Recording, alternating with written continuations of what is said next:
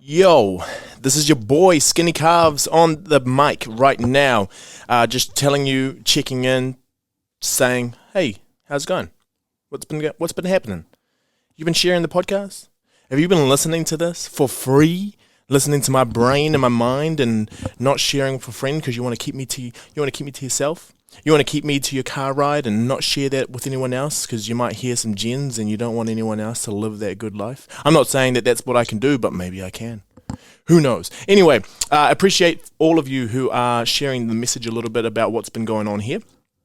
A little bit more. Let's get this growing. I'm thinking more and more. Like now that my season's ending, I'm thinking let's get this baby humming. Let's get it absolutely growing because the content is the content. The content will always be the same. There'll kind of be like evolutions based on where my energy is at with it. But I truly think we can grow this into something huge and make a huge community. I've always believed that. It's been 2.5 years of doing this. And yeah, there's just a good group behind us. So if you can, please share your favorite episodes. Please share any of the episodes that resonate with you. And I'm not talking just on social media. I mean, go tell someone about it. Go share some of the wisdom from it. You don't have to say that it was from me, but just say, just go share it. It's all about the life that it grows. It's all about the life that it has. And it's all about being able to pass that life on.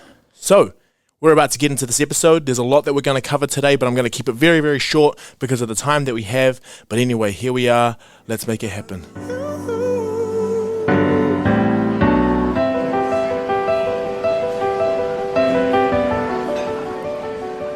It really does not matter how frantic I am prior to that little music playing. As soon as that comes on, Alicia Keys got me. Keeps me safe. Makes me feel like this is the reset. This is everything that we're getting into, and the reset is what this is all about. And I think it's reset in terms of location, but it was also reset in terms of social media and stuff like that. So that's what we're going to get into. But before we do, I have a beautiful poem here, nice, short and sharp, just like me, except I'm barely sharp. I'm blunt. Okay. The me you see is the same me I project. The me that's free is the me I protect. Too much of me is being given away and interpreted in ways I never meant to portray. I can only be this me for me to stay safe, and that inconveniences the same people who promised it'll be okay. People want your time and your energy so much so that they'll set up a pyramid scheme with your soul. And just as you're about to get that white BMW, you have one more payment to make, and that's the rest of you. And that is from the beautiful Urban Neutral, the climate activist who is also talking about the climate of their soul, the ozone layer that goes straight to their personality. And obviously, a lot of you would know that Arbonne was one of the big pyramid schemes coming through. And pyramid schemes are something I've been wanting to talk about for a very long time, but I guess just like the pyramids and aliens, people don't like to admit that they are believers in them being pyramid schemes. They just see them as business ventures and never really want to get into it. So that is the young Urban Neutral, obviously a play on carbon neutral, which is something we are aiming for here in Aotearoa by 2040-ish. But yeah, that's a poem that I think resonated with this episode and where we wanted to be. Is what I've noticed recently is because of this podcast, and this is just me, I'm not outing anyone. Like if you're listening to this and you are, someone that it sounds like I'm talking about you're probably not because you're still listening to this. I'm talking about, people, some other people who want stuff from me. So where this begins is that, I put this episode out, I put these episodes out, and a lot of people are listening. Some people are talking back. Some people are pretending that they have a conversation going on with me. And that's beautiful. That's what I wanted it to start as. But now it's kind of gone beyond. It's like when I was talking to Sarafina and she was talking about, back and forth dialogue with people until her followers started getting a little bit more and more and didn't end up knowing who she was. And what happens is people, they take you out of context. If anyone knows me and if anyone's been listening to this for a long time and they know, what I'm about and all that sort of stuff, everything that I speak about, you can hear the evolution. You can hear where I've grown, where I've come from, and the kind of thought process that I have when I go into different things. But also because I put myself out there for free, I put a lot of the content out and it sounds like I'm sharing all of me.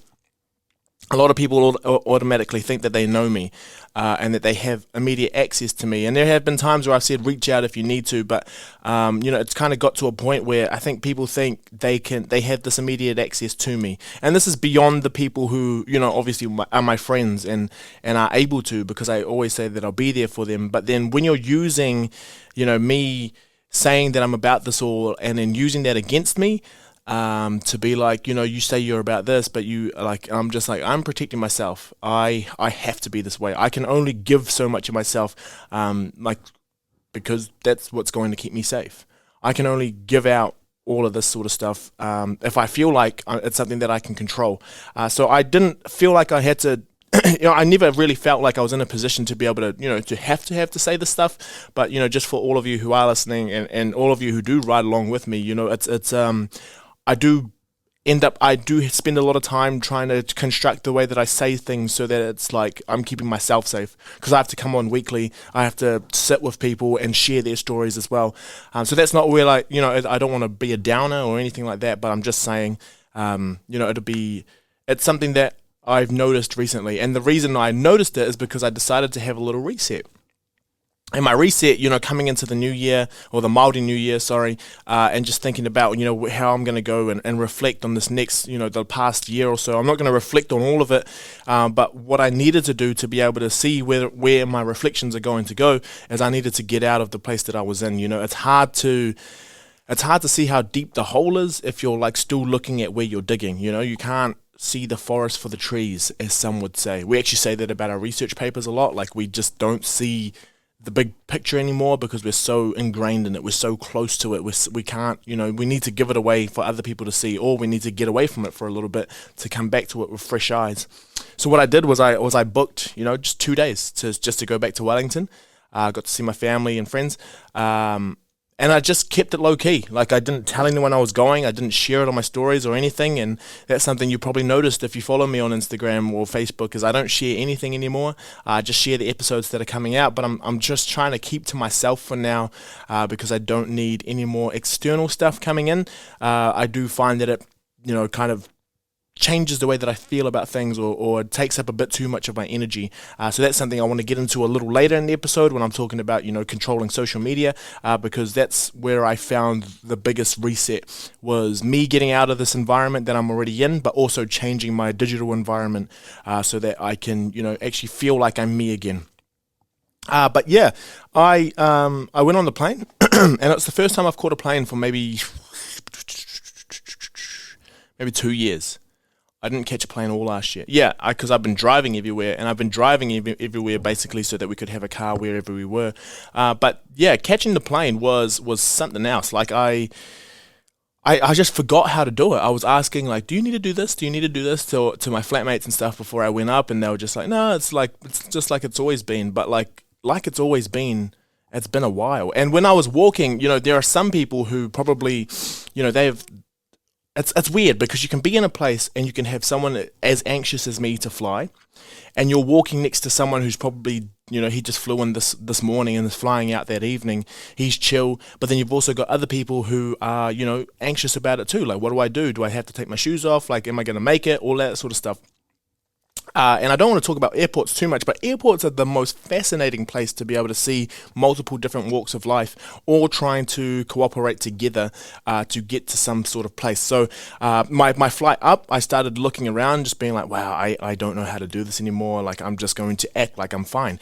And I just, realized in that moment, there's probably a bunch of us in that time who's just like, okay, if I just do what everyone else is doing, just try not to make a scene, try to just do what, follow the steps and stuff, then people will think I'm fine. And that's how a lot of us go through life, is like, we could be in the midst of the most anxious people next to you. And how many times, have you told someone that you suffer from anxiety, or that you suffer from something, or like you have low confidence in something, and they'll always say, oh man, I never picked you to be one of those people. And that's just because I think we've gotten to a point where a lot of us just kind of hide it, and we don't, express it or talk about it too much. And I'm not saying that you always have to talk about it often, or some people are really, really good at controlling it and maintaining it and looking after themselves. But yeah, it's just interesting that that's how, that's where we're at.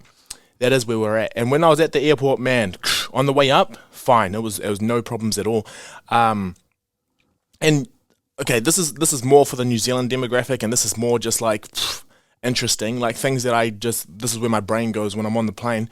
But man, like I don't know what it is. If you're listening to your music and all that sort of stuff, and you're watching that stuff, but like we have a quiz. We have a quiz on the plane, and I don't know what it is about my ass, like my dumb ass, who just looks at them, and I'm just like, okay, I'm gonna do this quiz, and I'm gonna remember all of these questions, so that if it ever comes up in multi-choice, or if it ever comes up in a conversation, I've got this. Like I'll remember to whip it out at a party. That do you know female houseflies have larger wings than males on average?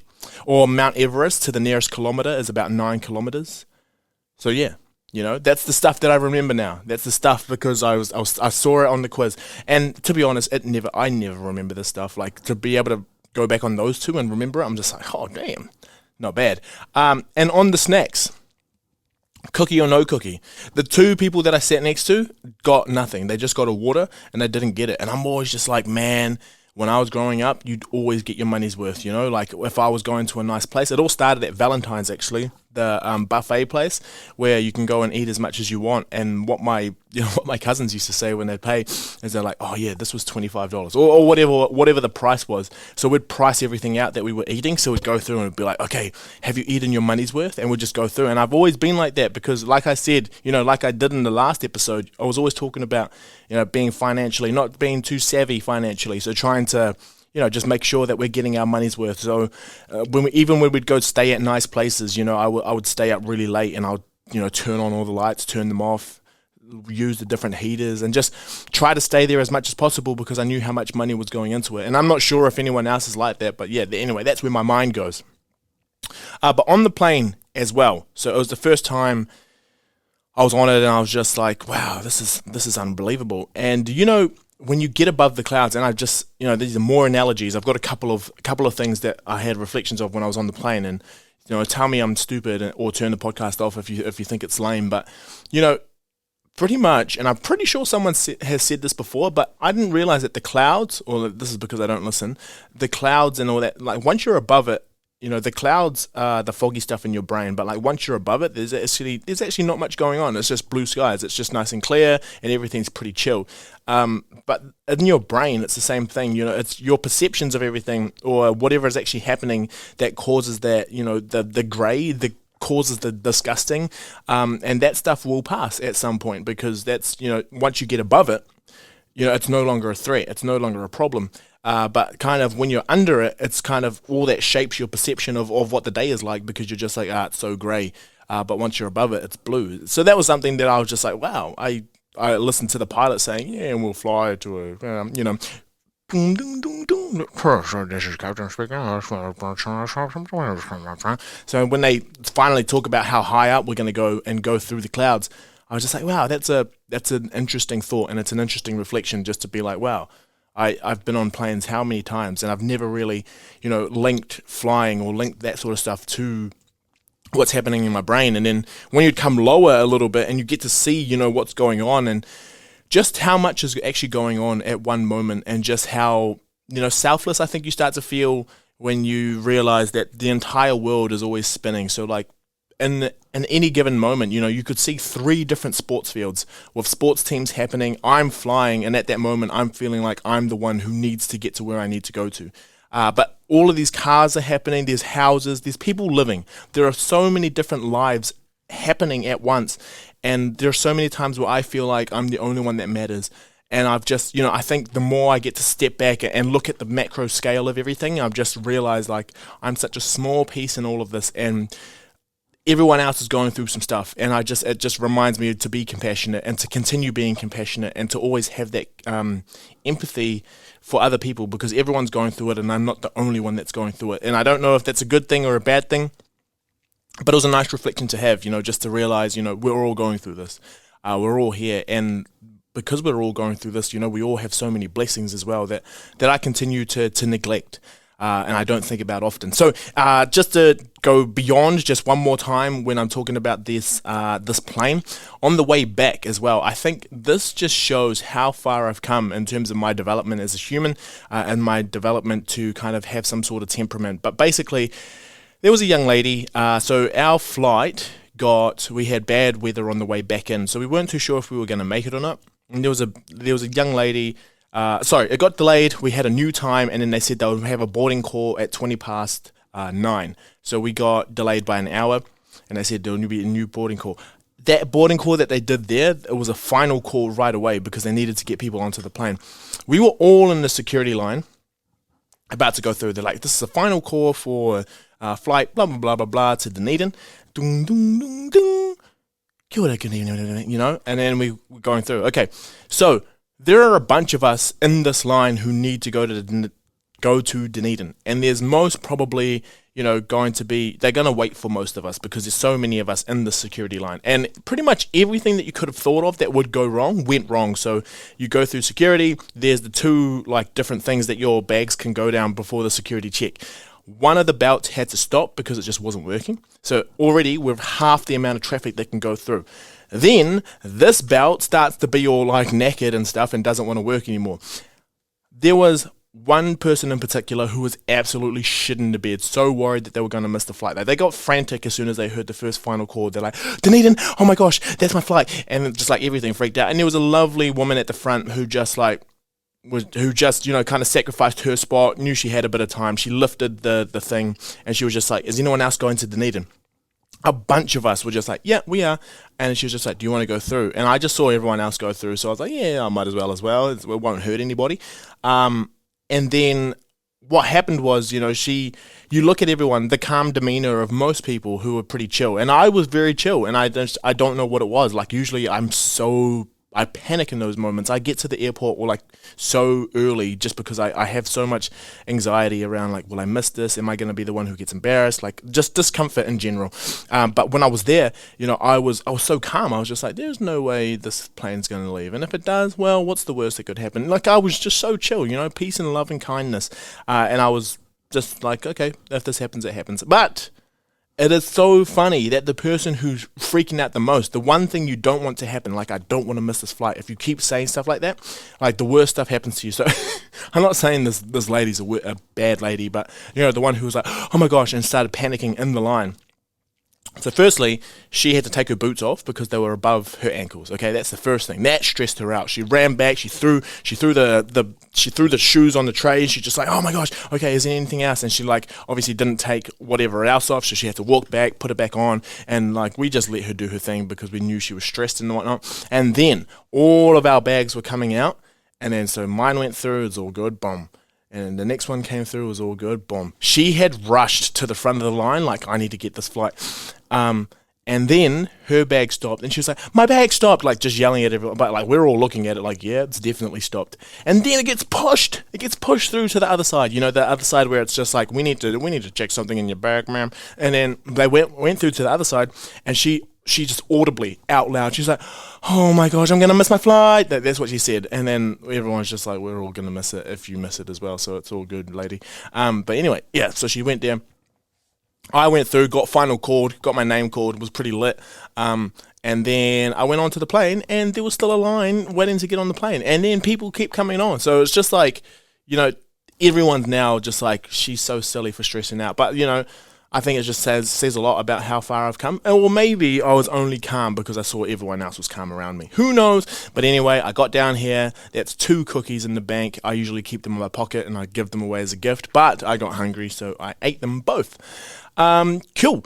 So when I went home, I kind of reflected a little bit more on just this reset and what it's going to look like for me. Just conversations with my dad, and he was basically just telling me so what's your day like? And I'd run through a regular day with him, and he just said man, you're busy. There's a lot that you do, and he said life is pretty full on. And I don't like explaining how much I have to do in a day because I'm content with it. I know what I'm doing, and I don't say, oh, I'm so busy, because a lot of it I've signed up to do. A lot of it I've chosen, and a lot of it I really enjoy. So I don't get into that battle. I don't get into that I'm doing this much, I'm so busy, blah, blah, blah, blah. Because I'm busy doing stuff that I love. If I was if I had more free time, I'd probably do exactly what I'm doing, but fill it with more things that look like hobbies to other people, because this stuff is hobbies to me.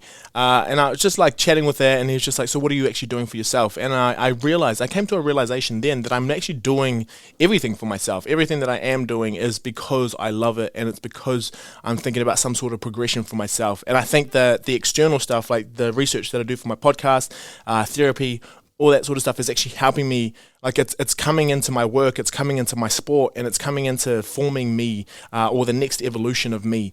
And part of that was my use of social media, and just how like I've started realizing I'm a very passive user. Recently, like I kind of just see what's going on, and I've come so far again. Like a lot of it was to do with my body and aesthetics and how I would look. And we know, if we think about social media, there's the classic conversations about it's great for connecting community, but at the same time it's an absolute nightmare of a place to be because there's a lot of comparison. So I thought about that a little bit more and started thinking scientifically about it. Like, yes, we're connected, but there's pretty horrible things that happen because we have so much of that connection. So if you're one of those people who are thinking about social media, and maybe this is something to have a reset, maybe it is, because I actively decided that I wasn't going to post anymore. And we know that posting is the stuff that gives you that dopamine, it gives you the likes, it gives you the attention, that the stuff that makes you feel like you're a worthy part of society. And it's the stuff that there's actually really cool studies on this stuff. Like I used to look at it quite a bit, but we know that it can cause body dysmorphia. We know that can cause political arguments a lot of the time, and it taps into the evolutionary drive to love social interactions. And some of the studies that they were looking at were, because there is the reward system. The reward system is letting you know that you are a valued part of society, so you have a higher chance of survival. So what they did in the study is that they received compliments, or they gave people compliments, but then they also gave other people compliments while some people were watching them. And they were saying that the difference between the reward that they would get, or like the hit that they would get when they would receive a compliment versus watching other people receive compliments, the difference between the two in terms of the spike would show the intensity of how much they use Facebook. So that's kind of to do with like, you see other people getting praise as well, but if you're not getting the same satisfaction from it, it's because you're in that comparison mode. Now, what I think we need to get past is that, yes, you cannot compare yourself to other people on social media, because people are going to show their best selves on social media overall. But what you can do is understand that comparison is natural, because comparison, you needed to see, what skills do different people have, who is the best person for this particular job. That worked when we only had like a small village of people. We needed to know who had the different skills. But now that we have so many different people across the world, like in different social contexts from you, that's when comparison can be a difficult thing. So not many of us think about the socioeconomic implications, not many of us think about the every day-to-day implications, but we also tend to forget that we only share the best parts of ourselves as well on social media. So that's just something to be aware of. And one thing that I found really, really quite fascinating in a lot of the reading that I was doing back in the day was that the people who are, have an extreme propensity to be able to use social media and to be on it quite a bit, actually have similar decision making in terms of riskier decision making as people who, with those who are substance abusers or addicted to different substances. So when I stood back, I was thinking more about my work life. I was thinking more about, no, this is part of my diet. This is part of changing my diet, and this is part of being able to set boundaries for what is going to make my life as great as possible. And I've realized that a lot of it is just, not using social media as much, or not taking it as serious. And I don't take it as serious as I did back in the day, but also I'm getting a little bit older and I just don't really care about it whatsoever, and I just think it's a piss. I think it's a piss take. I take the mickey out of it, but for some people it is a very huge part of their lives, and it's probably going to become a huge part of my life too when we become famous and I have like over 20,000 people listening in to what I have to say about airplanes.